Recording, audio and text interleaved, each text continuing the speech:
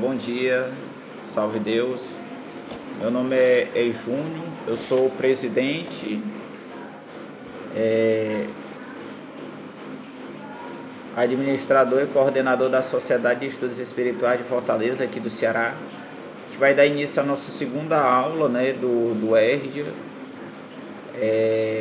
Vão ser mais ou menos uns 9 encontros, né, falando um pouco desse ERD 1, que é o Estudo Sistematizado da Doutrina Espírita. Nessa aula a gente vai falar um pouco da codificação espírita, né? A gente falou um pouco já, né? Logo no início, né? Ali no século teve um movimento, né? As mesas girantes lá na França, né? No século XIX, né? E aí traz alguns questionamentos, né? Porque no século XIX, né? E aí a gente percebe, pegando no contexto histórico, né? Que foi um século, né? Uma época que teve muitas criações, muitas invenções, né? E aí traz no contexto justamente de transformação, né? Que essa passagem de transição, né? De mudança, de crescimento, de renovação, que foi um momento que foi propício para a vinda da doutrina espírita, né? Porque na França, porque a França era naquele momento aquele país que estava passando por essas mudanças, né? Então foi mais propício, né, para a vinda dessa terceira revelação, que seria a doutrina espírita. E aí a gente lembra, né, que no começo teve o movimento das mesas girantes, né, onde as mesas se levantavam, né, e se moviam, né. E aí procuraram o Dr. Rivail, né, que é o Allan Kardec, né, e convidaram ele para ele poder ver, né, essas reuniões que estavam tendo, né, e tentar saber a opinião dele, né, porque ele era uma pessoa que ele era um estudioso, né, ele estudava sobre várias áreas, né, e ele tinha um conhecimento muito grande. E aí ele no começo ele relutou bastante para aceitar, né, cético, né, não queria acreditar, né, achava que não tinha como, né, uma mesa flutuar, né, fazer movimentos se não tivesse algo inteligente atrás dela, né, e muita relutância, né, até que ele conversou com a esposa dele, né, e aí ele chegou à conclusão que ele ia ver, né, como que funcionava, e aí ele começou a participar das reuniões, né, e aí onde eles colocavam uma caixa, né, e tinha lá as letras, né, meio que as letras do alfabeto, né, e a caixa se movia, né, formando através das letras palavras e até frases, né.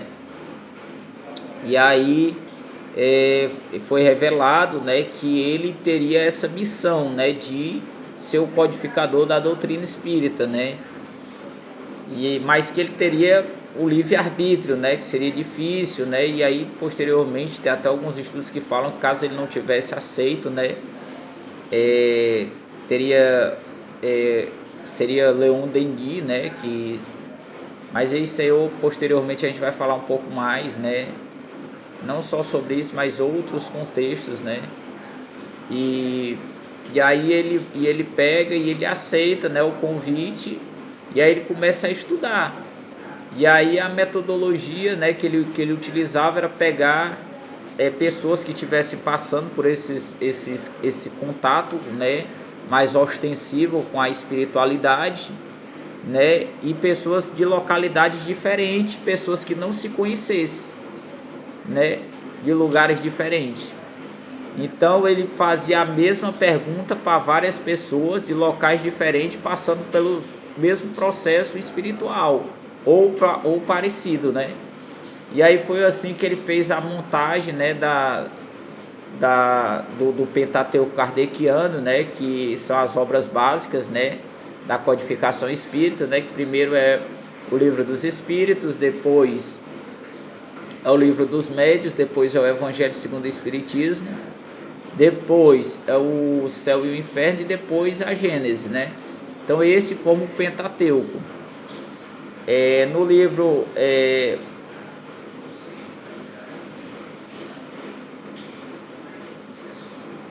no livro dos Espíritos ele fala um pouco, né, do um contexto geral, né, abrangendo a vida no mundo espiritual, o que é Deus, a existência do universo e tudo mais, a mediunidade, né, contatos, né, a vida, né, essa ligação que existe entre o homem, né, o ser vivo encarnado, né, com o mundo espiritual, né, ou seja, quem já o corpo morreu, a matéria, né, está no mundo espiritual, a ligação e tudo mais.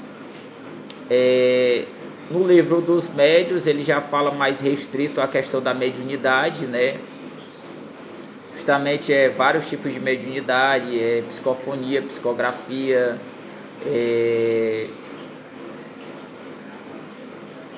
audiência e tantas outras, e a respeito do médium em si e o mundo espiritual também, né?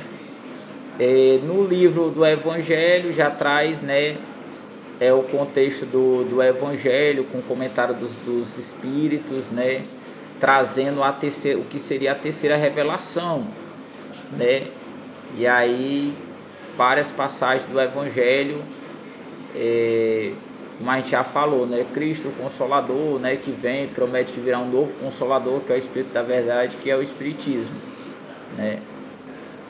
E no céu e o inferno fala de relatos de espíritos, né, que dão depoimentos, né, da reencarnação, da última reencarnação que eles tiveram, que foi onde eles tiveram uma certa redenção, vamos dizer assim, né, uma certa evolução, e da reencarnação posterior, né, explicando por que naquela última reencarnação ele teve que passar pelaquela provação.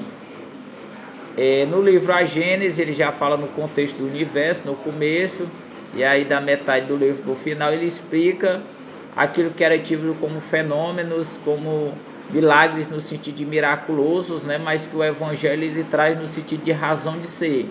Então ele explica várias parábolas, várias passagens do Evangelho do Cristo, curas, né, tudo como aconteceu, e para a gente poder entender esse processo de cura, né, o que seria um milagre, né, vamos dizer assim. Então a gente faz o encerramento dessa segunda aula, né, e posteriormente a gente está dando continuidade na nossa terceira aula. Gratidão.